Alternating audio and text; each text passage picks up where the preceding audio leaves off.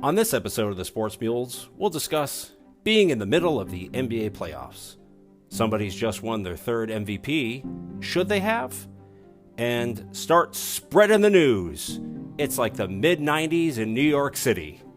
Wake up, Mules Nation. Time to dig in. Hello and welcome to the program. However you're listening, whenever you're listening, thank you for making us a part of your day. Alongside Josh Carter, I am your always disgruntled worker host, Eric Heiner. How are you, sir? I'm doing awesome today, Eric. You're doing good. Good. Yeah, At least one of us is. That's a 50-50 average, so we'll take I'm it. just trying to speak it into existence. It's rainy. Just one of I those mean, days you want to curl back up and go to bed and have tomorrow be here. 50-50 is still Hall of Fame numbers. So, do you have your alarm turned off? Oh yeah, Okay, shut you it have down. your alarm turned off. I turned off, or at least silenced. I should turn it off, to be honest. My work phone. They just gonna have to wait. Yeah. So welcome to the program. So today is Josh's day. This is your big one because we'll be talking about the NBA playoffs, and there's a great section in there for you. And then we'll just be talking about New York sports. It's like Resurgence. It's a resurgence, resurgence. the return. It's like I said, it's like mid late '90s again.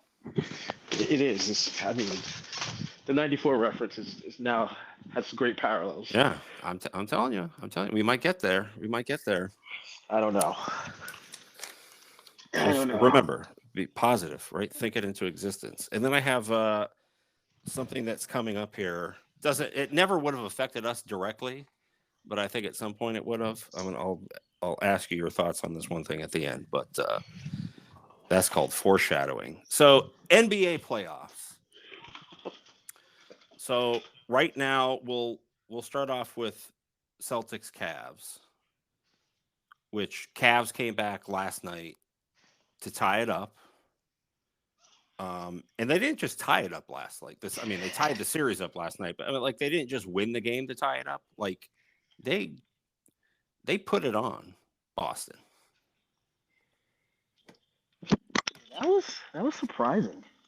And I mean, I know everybody's like essentially kind of saying, all right, well, Boston is probably the pick out of the East, but I mean, you watched that game last night and it gives you a little pause. Not to say they still aren't the team to beat in the East, but I didn't have a lot of confidence after seeing that. That was not a very it wasn't pretty. And if you're a Leprechaun fan, you can't be feeling good today. Not a good day for the green. And it's kind of I mean, this one was a little closer, but on the other side of the bracket, the same thing where people were kind of picking the Thunder, they ran into a hiccup against the Mavs as well. Now that I game feel was a like little more competitive and close, but I mean, you have your two front runners in both conference that people are like, there's probably the picks. At least last night did not look good for either one of them. yeah, two things. One, I feel like it's okay for the Thunder to have hiccups. This is their first time like being in it. I feel like there's not a single guy on the roster that's older than 25. They're gonna have mistakes here and there. Yeah. But Boston's been there, done that. Like it's inexcusable to get blown out at home. Well, I think that's why Boston was like the pick for not. I mean, obviously for this series, but for the conference side of it as well, is because everyone was like, this is the time and this is the year for Boston because they are an older team. They've been here. They've been with each other. They put all the right pieces together. So like now's the opportunity, and to just get smacked in the face by the Cavaliers was, you know, no. I mean, for Boston area though, it's probably good for them because they hate themselves and they need something to complain about. So if things were just running smoothly, they'd be lost. So they kind of need a little wake up call. Gotcha. But yeah, so both Yeah. sides there, the top seed for both, probably, I would pick both to still win their series, respectively. But yeah, last night was just not a good night for them. I, I don't know about OKC. I don't know. You think they're I danger think zone? I think they can lose. Okay. Just because Denver, excuse me, Dallas has two of the best players in the league, like in terms of being able to score. So either one of those guys can absolutely go off for 40 or 50 in a given night. And I just think when a team is young, think sometimes they just don't know. They don't have that last little bit that leads them to close games out the way they need to when they need to. How They for should win. They they should sh- win because they have far more talent than Dallas does overall, in my opinion. But I how could see Dallas winning. how important is Game 3 for the Thunder? Uh, I think people. I think people. I don't think it's that important. No, No, I do think it's important that they get back home at 2-2, but I don't think that they have to win Game 3.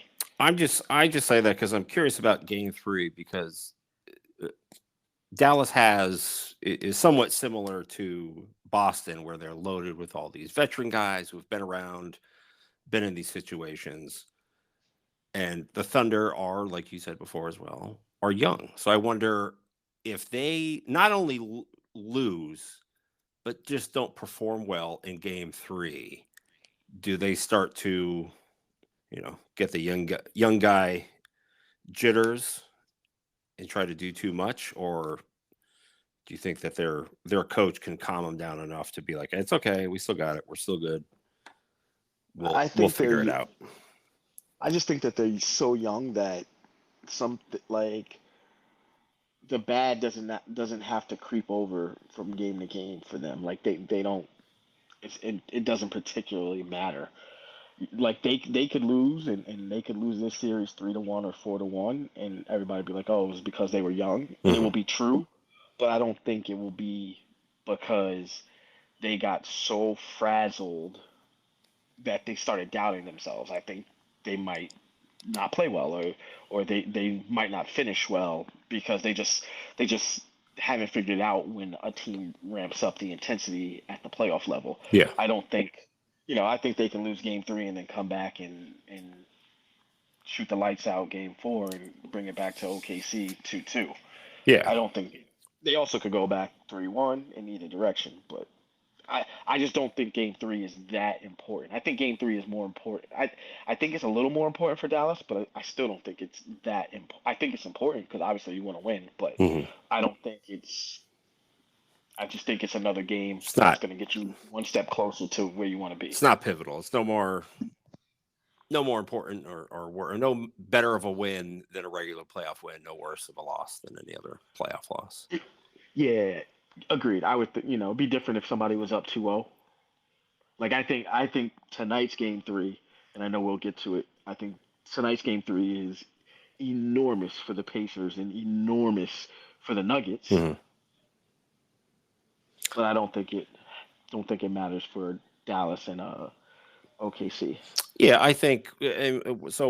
We'll talk about Timberwolves and Nuggets here next, but I think so. Like the series tonight for both of them, Game 3 is a lot more important because it's a lot better to be 2-1 than 3-0. Even if you're the one in the 2-1, it's a lot better to be there than 0-3 and be like, all right, we got to go 4-0 the rest of the series. Correct. So for Minnesota and Denver, Timberwolves are up 2-0, 2-zip in the series. How shocked are you by that? That is stunning. I was stunned by game 2. Like game 1 was surprising. It's like, oh, okay, Yeah. here we go. The Timberwolves are for real. Game two, that was scary. Like if I'm Denver, I'm very very worried. That's not a we didn't play well. That's a we are not as good as these guys right now, and what can we do to change this around? Yeah, That's you lose by 7 in game 1, you're like, okay, hey, Timberwolves, that's a legit team. Okay. You lose by 26? Yeah, that's a whole different thing. You only scored 80 points and you lost by 26. So, you lost by what? A third? Almost a third oh of what you scored. So, it's not a good yeah. look. And then I'll piggyback off of this series to so Jokic wins his third MVP in 4 years. The only hiccup there is Embiid last year winning it. The NBA is weird when it hands out its awards like this, the MVP, because like they don't do it when the season is immediately over. They don't do it after the conference finals when you go into the finals. They don't do it after the season. Like you're in the middle of the quarterfinals, and this is when they're like, oh, by the way, here's your MVP of the league, who's now down 2-0 and getting his ass kicked uh, in the series. How deserving of this third one do you think he is? Um. And if not him, who would you have gone with? so so looking at things, I think I think MVP is a very it's one of those awards that is about your personal taste and how you value and weigh different things. Yeah. Everybody thinks of Denver as like this juggernaut and that is what it is, has a great home court advantage playing up in the mountains, and I got it. Like Jokic deserved his MVP awards. Mhm. Um, Me personally, this year thinking about it, I don't think he's. I just put more value on. I think it's nuanced. That's the best way of putting it. Okay. And given what some other teams dealt with, I probably would have it being very very close between Ant Edwards, SGA, and Jalen Brunson. Okay. That's kind of where I would go with it, just because of how well. I mean, think about which roster. Well, before this before this round started, which roster would you rather have? Denver's roster or Minnesota's roster? I mean, before everything, you would go with Denver's. Right. So if you would go with Denver's roster and they finished exactly the same, why in God's name is Anthony Edwards not ahead of Nikola Jokic, considering they ended up with exactly the same record or one game difference? Yeah. Like that. There's got to be the nuance of value to it. Like, and I get it. Denver is nowhere near itself without Jokic, but I would say Minnesota without Anthony Edwards is a lottery team. Now I know it's just kind of bad timing. I mean, NBA's been doing this forever, but do you think NBA needs to change when they hand out these awards? Um, I would like it. I would like for them to either do the award. I think if you wanted to be fair to the players, you would do the awards right after the play-in. That makes sense. I I can see I that. I, th- I think you would tally them and get it done and announce all of the awards during the first round. Like yes, you might get some guys who end up getting upset or they're in the same position that Jokic is in right now. But it Yeah. would be in that first round, and the regular season would still be really, really fresh in our heads. Like after watching, after watching a round and a half of basketball, everybody's gonna sit there and say, "Yeah, it should be Anthony Edwards or Jalen Brunson." Yeah. Like Jalen Brunson's playing with me and you and two other guys off the street right now. Yeah. They're And just finding people. sorry, let me rephrase that. He's playing with me, you, and his Villanova teammates right now to win. True. Very true. And Like the Knicks right now are in the conference semifinals with one All Star appearance among their entire active roster. One, and that was Jalen Brunson this year. that's right. Yeah, that's true. Yeah, that is all they had.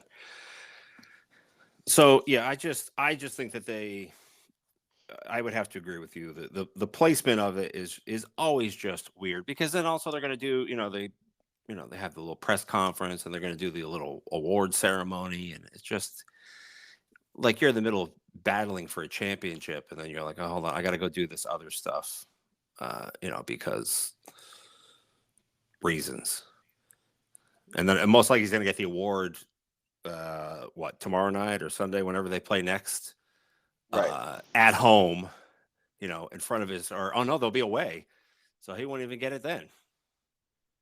Yeah.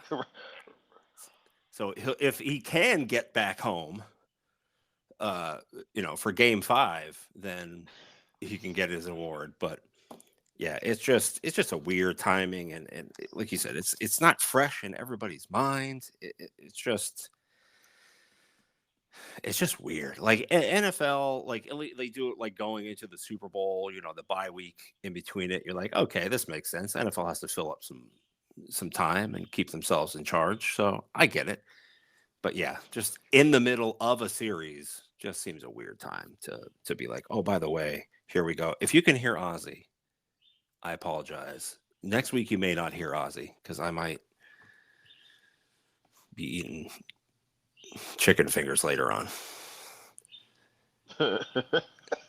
Golly, I don't know what I put, like bird sounds on there for her, so she, like, she doesn't feel as alone. I don't know what I put on that playlist. I don't know if it's like hard bird gangster rap going on in there, but holy cow, she goes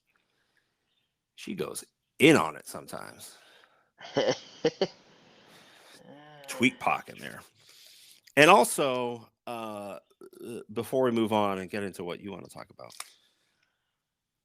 so he plays the majority of the games throughout the season. He usually plays 70 plus, like 72, 74. So he's not missing a lot of games. You know how many games Joel Embiid played in last year when he won MVP? I did not remember how many games he played. 66. 66 out of the 82 regular season games. He played in 66. The most, and I'll be the old guy. You know the most amount of games Jordan missed in a season in his career, minus his second year when he had an injury?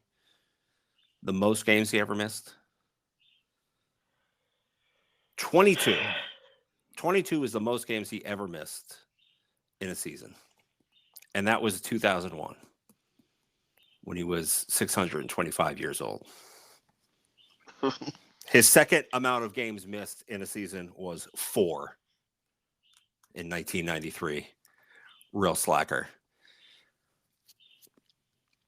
But, that's what Charles was complaining about the other night. These guys taking time off and, get out there, play basketball 3 times a week. You'll be okay. You'll be okay. I promise. I don't know. It's a lot of stress on the body. It is. But I guess they're all bigger, faster, stronger. I don't know. Let's ask why. Does he still play in the league? On occasion. I cannot say I saw anything from him this year at all. But I think he's still around. Him and his laugh. I wish I had a clip of the laugh. I'd play it. Uh, uh, He's a robot. I have no doubt he's a robot. He's a robot or he's an alien, like trying to figure out human emotions. It's like the Terminator. Why do you cry? Uh, so, and I set this up purposely because this leads into the next thing. So we'll end with your beloved Knicks and Pacers. Game 3 tonight. Your Knicks up 2-0. Game 1, that was kind of a close one. That was 121, 117. And yesterday or 2 days ago was also pretty close, 130, 121. But I didn't really feel watching those games in either one of them that they were in danger. They had moments of, looks like the Knicks being old Knicks, but then they recovered in both of those. So how are you feeling right now? I feel sick to my stomach right now. It's too good to be true. Is that what you're worried about? No, no, it's not too good to be true. It like right now it just feels like gold, not for any reason other than nobody's healthy. Like Exactly. Nobody's helping, and they're still doing this. yeah, yeah, yes. But now, like every game, Jalen Brunson has to go back to the locker room, and he stays for increasingly longer periods of time. And so at some point, he's just gonna stay. He's just gonna stay And in there. and we know once that happens, it's a wrap. Like I don't imagine that Josh Hart and Dante DiVincenzo, and as much as I love McBride, I don't think those guys are going to be able to pull it out minus Jalen Brunson. They already have an enormous task with the fact that they're going to play without Ananobi tonight and probably in game 4. And don't get me wrong, they have found ways to prove all the doubters wrong, so I'm sticking with them. Yeah. But this is just like why now and how are we going to get through this? Yeah. Because I will say this, you talked about game threes, not like game threes being important. Being important. The Pacers suddenly now with all these injuries, they have life, but they also just got a ton of pressure put on them because there's no way any playoff team should lose to the New York Knicks when they're playing 5 or 6 guys, and if Brunson can't play because he's still questionable for the night, Yeah. then there's no way that anybody should lose to the Knicks. Period. No playoff team. So you have an uneasy confidence right now, where I have you're an you're uneasy up hope. because you're up 2-0 in the series. So Yeah. you should have some hope and faith there, but your lack of bench and depth is a little bit worrying. Could You come know back to what? get you. People say lack of bench and depth. I don't. Well, now it's a lack of depth. I don't think it was a lack of depth before. I think Tom Thibodeau just doesn't recognize that guys don't have to play the entire game. It's not baseball. Yeah. They can come out, they can get some water and a breather, and they can go back in. Look, right. It's allowed. Does And he and I does he know that offense is also part of, although they've done good the first 2 games, but he's still a defensive guy. Well, maybe that's what his hopes are, though. Do you think he's betting on the fact that he's a defensive coach and they have a good defensive team that worst case he's like, let's just hold on. that's how he's playing. Sorry. That's exactly how he's playing. It just made me think about this. How bad do the Pacers have to be that the Knicks' whole goal was to try to keep them under 120, right? Because the Pacers are a very good offensive team, Mhm. and they allowed the Knicks to somehow score like 130 last on 2 nights ago. Yeah. I think they're just, if I'm the Pacers, I'm doing like you're saying, like they're down personnel. they're not known for being scorers. We just have to outrun and gun them, right? You got a 1990 UNLV it and just run it and gun it and just do what we have to do and just hope that the next players in on defense aren't good enough to offensively compete against you. But you've got burnt by that 2 games in a row now. So I think this game 3 for the Pacers is this is the end. If they lose this one, I Yeah. mean, I know 3-0 already is a difficult thing to overcome, but if they lose this one, I mean, it could easily be a sweep. I I'm going to go one step further. If they don't win both games in Indiana, this series is over. Short of the Knicks win a game and Brunson goes out for the game for the rest of the series. Yeah, but I mean, because if you're the Pacers, I mean, if you're anybody, but if you're the Pacers now, and say you split the 2 games in Indiana, do you really want to go back to MSG down 3-1 where they can close it out that game? I mean, no, you don't. I mean, MSG is, I mean, the old girl is living her high life right now. Knicks are going, Rangers, who we'll get into in a second. I mean, they're rocking and rolling. I mean, Barnum and Bailey Circus is going to have to hold off for a second because we got Tell you stuff what, going on.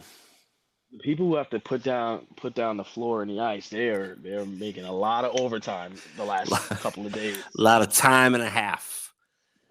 Yeah, lot of time and a A half. lot of time and a half. Not to mention that both are, one's a number 1 seed in the Stanley Cup, and Knicks are number 2. So it's not like they're like, well, we're away from most of these, so we're okay. No, you're hosting the majorities. So figure that part out. But what's your confidence level in your Knicks the rest of the series?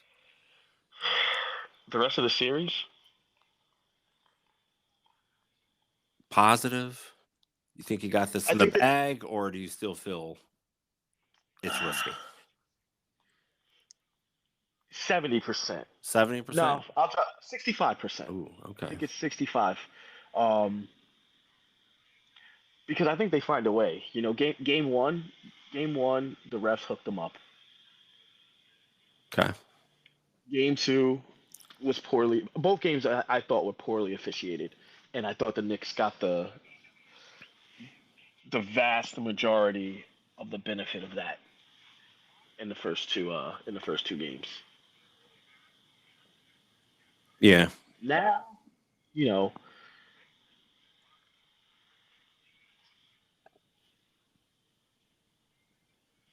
I also think that Halliburton was uncharacteristically hot, and I know he's really good, but he was on absolute fire on Wednesday. Well, I mean, it's like anything in the playoffs, right? You got a hot pitcher going in the playoffs. You ride him. You got a hot goalie in the Stanley Cup playoffs. You ride it out. I mean, if somebody's hot, you don't question it. You just kind of go, okay, great. We're gonna That's what you got to do. we're gonna burn this candle at both ends until it's out of here, and then we'll move on to somebody else. But I mean, 65%. Yeah, I can see yeah, that. 65. Like I jump up to like 95 if they win tonight. No, I jump up to about 100 if they win tonight. So tonight's a big night. Big night. Not only win or lose, but quality of play. Like if they lose tonight, yeah, I can understand that. But if they go out, Timberwolves Nugget style and it's 106-80, or if it's, the last 2 games of the series where they're basically, separated by, 5 to 9 points, I would still feel super confident about the Knicks. They lose tonight by 6. Okay. Okay. That's expected. Game 3, first one back in, Indiana. I get it. But yeah, they lose tonight by 25. Yeah, I might have a little bit of that panic set inside me. No, that wouldn't even make me panic. To me, it's all about how does Brunson look, and if he doesn't look good, are they smart enough to not let him just hobble around out there, but get off of it and get Make as himself, healthy as he can get. yeah, make himself worse out there. Right. But overall, you still feel pretty good. So, and to be a Nick fan in late May, mid late May, you feel pretty good. You'll I don't take know what that feels you'll like. Last time I felt like that, I was one. I ended up heartbroken, and two, I don't think I was 5 foot tall yet. Well, no, you were 5 foot tall in '99, weren't you? When did they lose to the Spurs in the finals? Is that You '99? said feel. You said feeling good. Oh, feeling good. Oh, okay. Yeah, that is totally different. But in '99, they were an 8 seed. That everything was just, oh wow, we're doing this. Everything's just gravy. Oh, I can't believe we did it. Oh, we're here. Oh, we won again. Oh, this is awesome.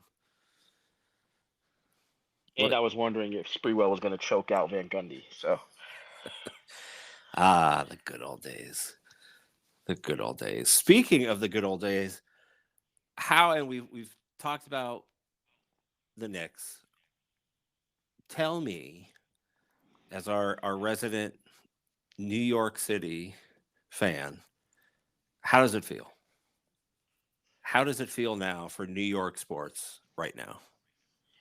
until like midway through the third quarter on Wednesday night, it felt like I told you, like yeah, 94 is happening, except we removed the bad mojo that's OJ somehow like had put into the universe to mess it up. True.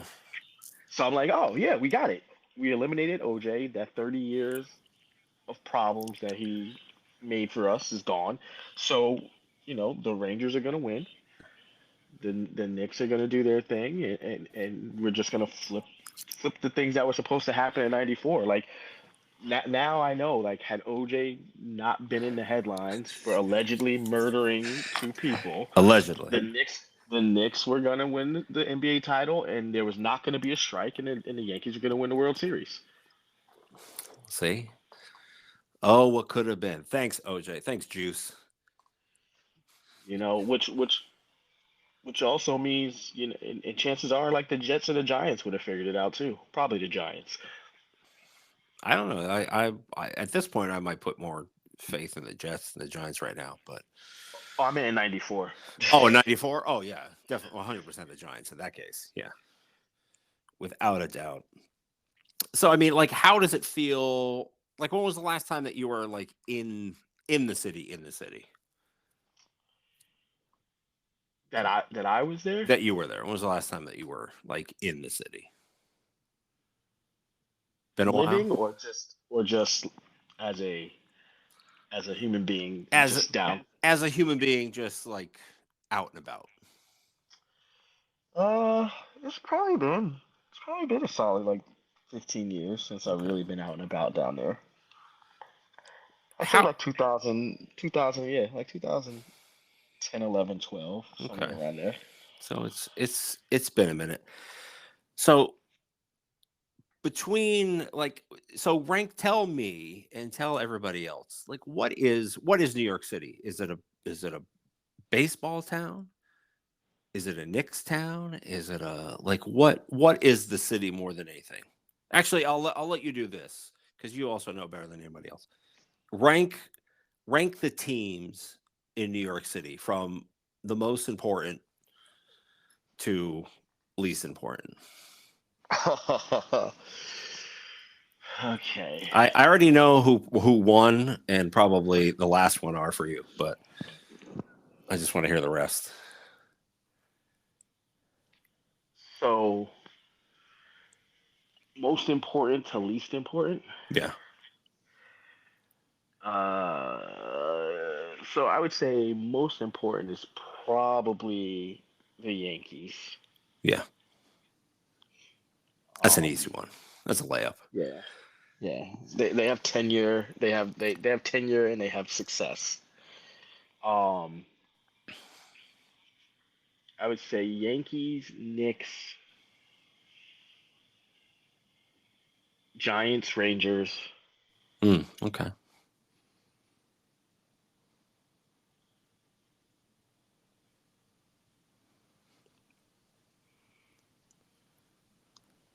Are you deciding between the last two I'm deciding between the last four. or last four? I should say. Yeah. Uh, I forget two teams actually count. yes, yes. Uh,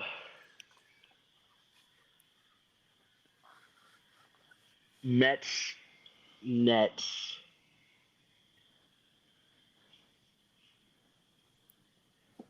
Jets, Islanders.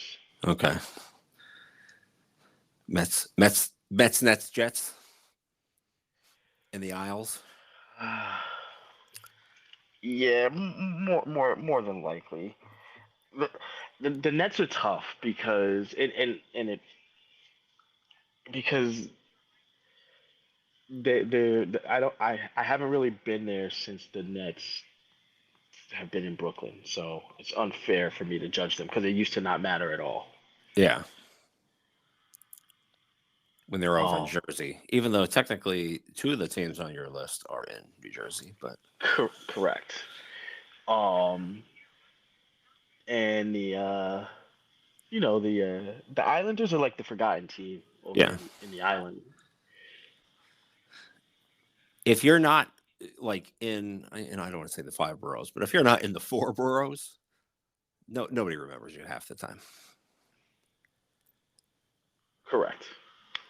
So is New York more of a baseball or basketball city? Ugh. I mean, I know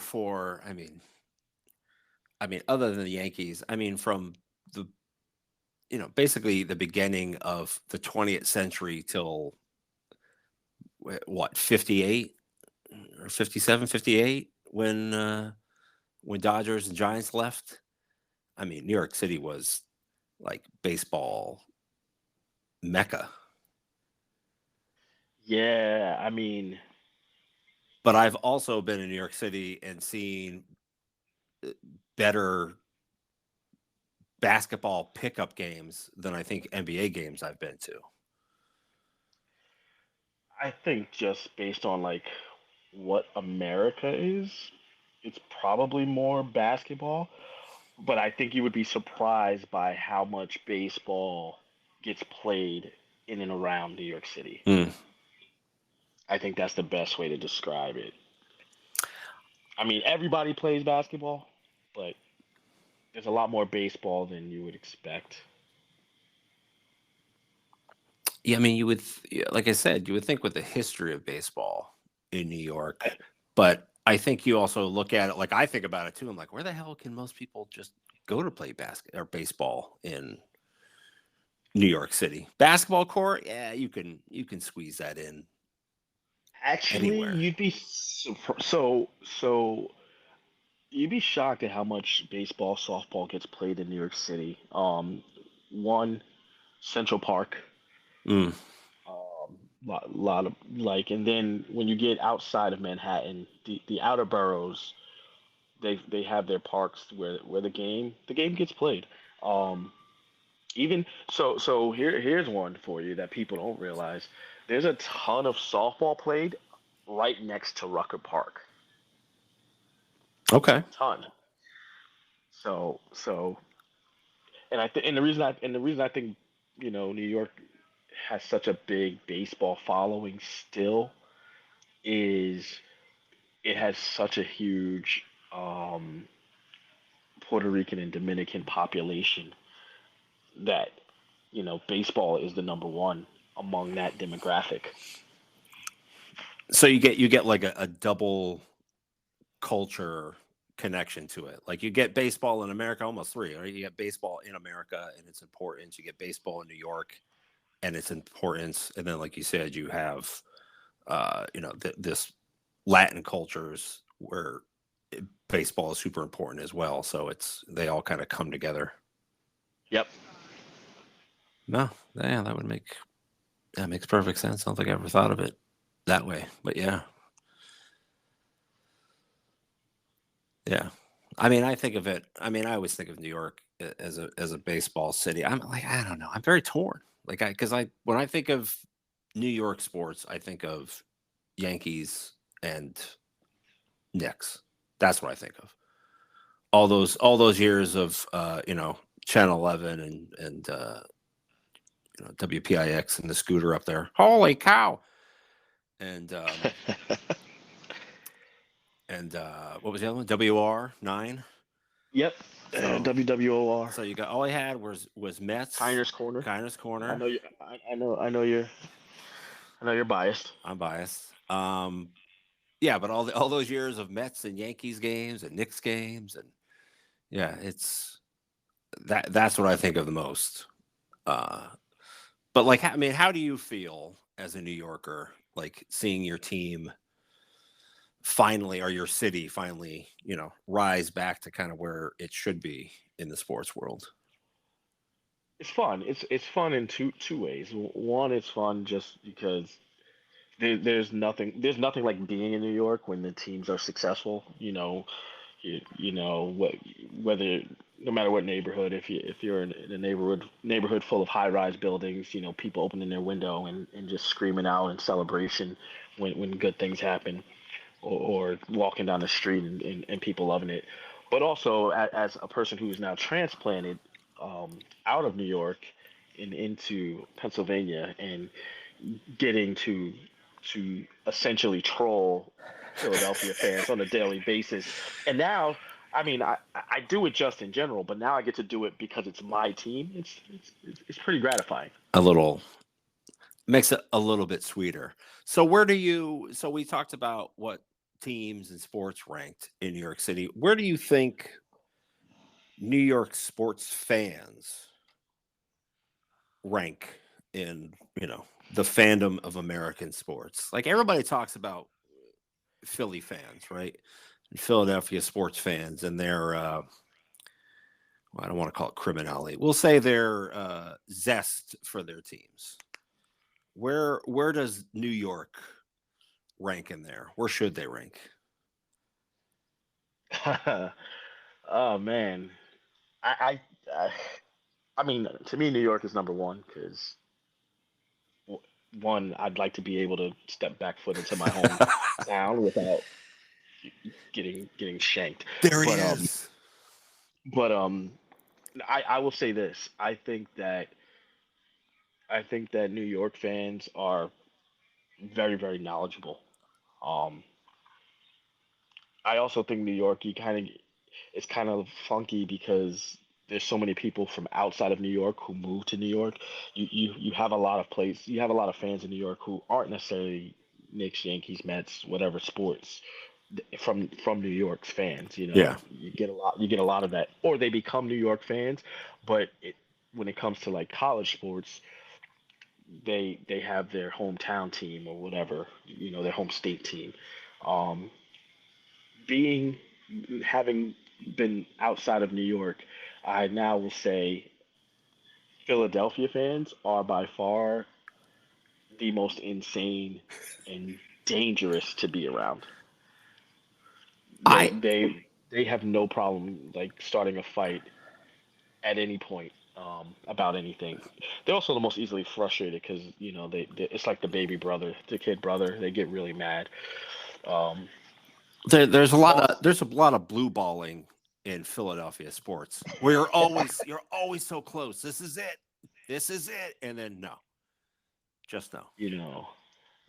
you know, Boston fans. I feel like Boston fans to the rest of the country are like annoying because they act like they're holier than thou, like New York fans, but they're not quite as successful as New York has been at stuff. Yeah. Except for the Patriots. Got to give the Patriots their credit and their due. Well, yeah, Boston, New England Boston fans, they're also assholes now because they spent, you know, uh, 80 some years of just hating every second that they were awake. And then now the last 25 years, they're like, oh, wait a minute. Oh, this is what this feels like? Oh, okay. I prefer this. than what I used to feel. So yeah, they're a little bit of like spoiled brats now. Like all of your teams got to be so successful in such a short amount of time that you're like, okay, this is vastly superior than wanting to, end game myself every day. I'll take this. Yeah. Yeah, I would say that St. Louis doesn't get enough credit for its baseball fandom. Incredible baseball fans. Incredible.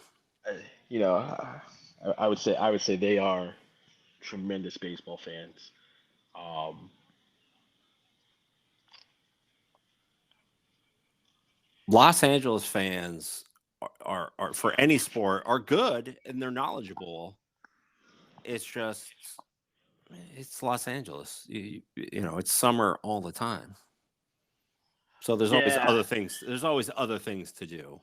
And if you're not good at all, like if you're a New York team and you're not good, you're still going to do pretty good for as far as attendance goes. If you're an LA team and you're not doing well, good luck. Nobody's coming. They just want to go to the show. And if there's no show, there's no show. yeah. There's so much, like you said, there's so much else to do. I will say this, like LA, there's so, like you said, there's so much to do. I'll go. I think the fans that are starting to pick up, but they still have a little of an LA vibe to me is Miami. Yeah, very similar. Very, very similar. Always nice out. Always, a ton of other options to do other than sports. But yeah, they're the same way. If their teams are good, they're going to show up for you. And if you're not, you're going to be struggle bus, unless you're baseball, which apparently they don't show up for anything, regardless. Talent comes out of Florida for baseball, but that's about it. They don't go. They don't go see it. We have it. Where is it? Not here. Not that we're going to go see. I would say also an up and comer, and they're still relatively young to the game. Seattle is underrated for sports fans. Like I think they turn up. They turn up for football. They turn up for baseball. They've been turning up for hockey. They turned up for basketball until that got removed. Hopefully that'll be returned to them at some point. But they always show up for their teams as well. I would agree. I would agree. And there's a lot of stuff that you can do in Seattle. I've been to Seattle a bunch of times. I love it. It's beautiful up there. Um, thank God they have retractable roof for the hell's it now? It's not Safeco. TNT or T-Mobile Park, whatever it's T-Mobile, called. I Yeah, believe it's T-Mobile Park. T-Mobile Yeah. Park, whatever it's called now. It's always going to be Safe Call. All right. San Diego, they can get a new stadium. It's always going to be the Murph. But yeah, Seattle's underrated. But no, I would agree with you. New York, number one. Uh, I would say Philly and Boston are tied for number two. Philly is, I mean, they fight their own. Like they're fighting themselves. I've been to games all across this country. I've been to Yankee games and seen people in like full Red Sox regalia, and Yankee fans give them shit. They bust their balls. They do all this stuff, but that's it. There's no fights, like other than jabbing and stuff. Like it never gets aggressive. It's always that at any level. You go to Philadelphia sporting event and you're wearing the other jersey. Good luck. Good I luck. mean, there's a reason. There's a reason they have a full-fledged operating jail and court system Jail, yeah, under the in stadium. the link, yeah, because they need to because of the amount of fighting that goes on there. So yeah, you have to go if you're an opposing team fan at a Philly sporting event. You go just dressed in completely neutral colors and show you have to be robot mode the entire game. Show no emotions. Just like, your team, scores some points. Interesting. Interesting. Your team wins. That's nice. That's good. If you show any sort of like, yes, you're going to, if you throw a fist in the air for something, you're getting a fist in the face in about 10 seconds. So And don't talk about going to Pat's or Geno's for cheesesteak because then they'll know for sure. I love Pat's. This guy's not from here. He said water, not water. So no, yeah, I'd agree with you on that one. Um, so the last thing here, I'll ask you before we go. NCAA, as always, in their grand wisdom of the universe, is deciding that they are going to let for basketball. Right. So far, it's just basketball. For basketball, they're going to let unlimited visitation.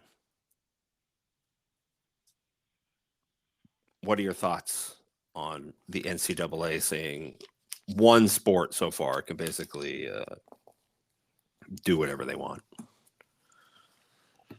Um, it doesn't matter. It's stupid.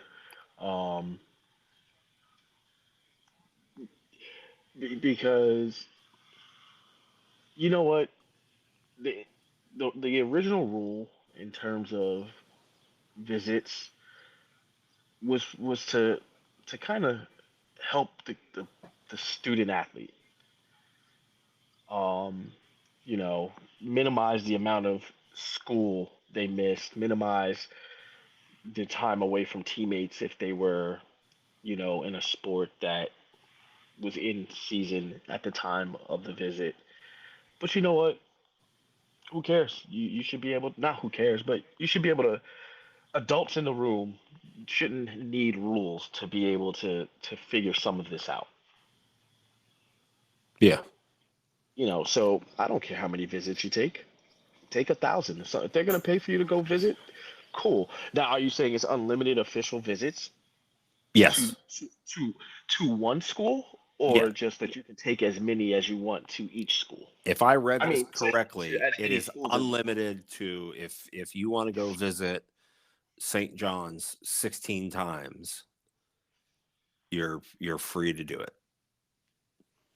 There's no more limitation on how many times you can go to a particular school, which essentially makes it that there's no limit on how many schools you can go visit. Right. But Um. basically, this one, the way I read it and interpreted it, I mean, I'll have to go check again, but I'm pretty sure it's if you want to go, to one school as many times you want as a visit, you can. I think. Yeah. I just think that. I don't know. It To doesn't matter to me. it, I think I. to the I way don't think I they should look make at a it, the way mistake. I look at it is it's essentially they've allowed it so that you can visit multiple times, so that you can figure out your NIL money. When you only get what? How many did they get? Two? How many did they used to get No, you used to have for basketball? How many did you get? you could, I thought you had as many unofficials as you wanted, but you only had one official Yeah, to a yeah. school. But now they're So saying it's you can go as many times as you want. yeah, Make them yeah, all and official. It doesn't matter anymore. the key to that was how you were, what was how were you getting there, and whose meals were being paid for, and things along those lines. Quite frankly, again, who cares? I think the big issue is that the NCAA decided to act like most organizations act and be reactive instead of getting out in front of an issue that everyone who is involved with college athletics knew was sitting out there. Yeah. And the NCAA and the colleges just chose to say, oh no, we don't care. Oh no, we're not worried about it until it's smacking us in the face with an impending disaster. you know. So that's what they're doing. That's what all colleges are doing. And I also don't have a problem with this rule.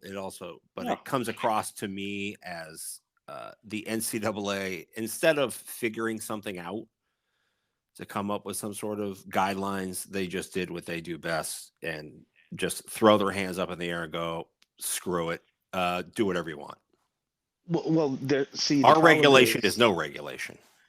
See, the problem with that is the NCAA thought about this, like I said, in a reactive way, where they tried to protect the old way for the last 30 years. When had they got out in front of this, they could have got out in front of this. They could have come up with rules. They could have come up with rules that made sense for paying athletes, allowing athletes to make money, do whatever they need to do. People would have accepted a lot of the the rules that were put in place that limited various things. As long as you weren't being stupid and say, okay, you're limited to $15,000. No, you're limited to this. You're limited in who can pay you, or you're limited in how that person can be attached to whatever industry or school, but you can make money. You also the problem now is the NCAA was so slow with figuring that out that states started doing their thing and saying, "Well, we're going to pay our kids. You can pay your kids. We don't care." The NCAA does not control our state. Yeah. So now the NCAA is like, "Oh wait, we have to figure out 49 states because no schools are in Hawaii. Then I mean, not Hawaii, Alaska." And every time somebody comes back at them, and it's, it's problematic because I think it was Missouri put something in that they're going to pay the kids. So they put something in where they're trying to pay the student athletes, to try to keep as many student athletes in state, because they know that there's not a lot of them that are Yeah. major Division 1 players. People laugh. I mean, granted, he's not going to be a major or a lottery pick, I don't think. But Zach Edey didn't get a dime of NIL money. No. He couldn't. He's on a student visa. He's from Oh, that's Canada. right. Oh, that's right. That's right. That's correct. Yes. So so that's interesting. They're going to have to, like, guys, international students now, international athletes. Like, how do you are they going to change the rules towards student visas, or are they just not able to reap the benefits of NIL? Could be. Yeah. Just muddies the water a little bit. Or are the schools going to pay them? God. It begins. Well, Dartmouth won their challenge that they can make a union and make themselves employees of the school. So there's already a ruling in any of these guys' favor that wants to fight it. So I mean, I, th- I think I said it last time. You got to be careful. Yes, yes, you can unionize, but then you become subject to all of those things. Are you getting an education? How much money are you really making? If you're Dartmouth men's basketball, okay, you want to be treated like an employee, sure. Um, you know, clock in. well, I mean, not only clock in, you're now subject to the rules of employees at a place, but again, most of these, and especially Ivy League, like none of those sports make money. Well, not only that, when you think about it, the NCAA rule for hours used to be 20 hours a week, right? Yep. And travel to and from games didn't count towards that 20 hours. Yeah. Okay, fine. So what happens now when you're an employee who's a part of a union? Are you a full-time employee? Is it 40 hours a week now? Did you just have to? Are you now doubling? Yeah. Yeah. Exactly. Like, what are the congratulations that you won what you wanted, but okay, what are the repercussions from it now? And at what point do other sports start getting dropped now? Not, well, here's where my issue is. It's not even about that. Because if I'm a school, I go, okay, not a problem. We're just not issuing scholarships. We're gonna pay you a salary that's enough to allow you to go to school here. Here you go. You pay your tuition. Yeah. You pay for your books. Oh, you don't want to be here anymore? Cool. But then you find out, oh, wait a second. Now I'm working a 40 hour week to be able to do this. Guess what? I don't have time to go out and make like the argument for NIL was to be able to make money off of your name, image, and likeness. And now, if you can't go out and do that, Well, when it was cool because it was 20 hours a week, and you should be able to do that. But when you start saying you want to unionize, okay, well, now we have to collectively bargain how much time we're going to spend doing X and Y and Z. If and I'm a school, like you said, you're not making me money. Dartmouth basketball doesn't do anything for me, especially if I have to shell out this much money or that much money. Have fun. yeah, so but these schools will start running things now. If you're saying that this, we'll say Dartmouth, we'll stick with them. If Dartmouth University is a business, that's how they're having it worded. This is a business, and we're employees of this business. Well, what do a lot of companies do when a department doesn't make money for them or it's not cost effective? They get They get rid of they it. get rid of it. So congratulations on your union when you don't have half the sports now because the school just drops them because they can't afford them, and when they drop them, they have to Title IX, so they got to drop both. So go tell your fellow student athletes that you're with when your actions and behaviors gets their sport dropped. Hmm. I hope you enjoy yourself at that next frat party when you probably get drop kicked directly in the face by some wrestler whose program was just cut because of you because you wanted to be an employee. Yep. I think that college sports is on its way out. I believe collegiate athletics probably will be, if they don't figure it out, will be done in the next 15 to 20 years, and everything will start to look more like the European model. Yeah, It looked like the European model and the professional baseball model. yeah. I mean, that's the direction that we're going in because schools at some point will be like, well, we're just not going to do this anymore. It's more of a hassle for us than it is anything else. So smaller schools will get rid of it. The big schools, the big state schools, they'll still do stuff because they're still actually making money and it's profitable for them. But yeah, if you're if you're an FCS or below program, and even a massive chunk of those FBS programs, yeah, at some point I could see them all just going, okay, we're just not going to do this anymore. Right. That's what I would say. Anything else? Last word? You get the last word? Uh, Orange and blue skies. Orange and blue skies. Orange and blue skies. I knew that was coming. I knew that was coming. We'll see. I'll talk to you later tonight after the game to see where you're. If you're hanging from cloud nine or just trying to stop yourself from hanging, I'll see where you're at. Oh, I'll be fine after tonight. Unless Brunson can't walk, I'll be fine after tonight, no matter the result. Right after the tip off, he just straight goes down. You're like, well, I'm out. Then you should probably send some help. send, Don't send even help. call. Just send help. I'll just call Amanda. Be like, hey, just go in the room, just see where he's at. She'll be there looking Yeah. at me. She'll probably be on the phone with 911, especially where we're at. She doesn't even want to make that call, so she probably will be trying to see who can come watch the kids while she drives me to a better medical facility. Well, I mean, in your case, hey, at least you lucked out. If you need some medical help, at least you're with the right people. True.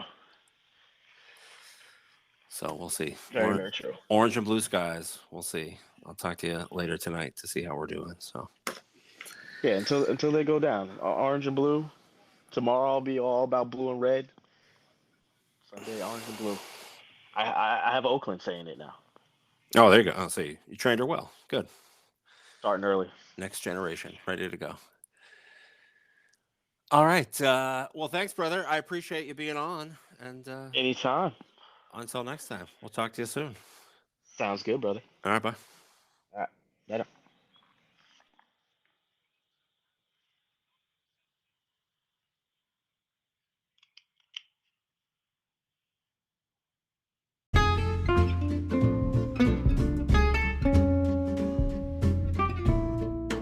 Well, that's it for today's episode, boys and girls. Be sure to like and subscribe and leave some comments about something that you would like us to talk about or stop talking about. Either way. But enjoy your weekends. Go out there. Tell your friends about this incredible show. And, start spreading the news. Because until next time, dig in. Go Mules.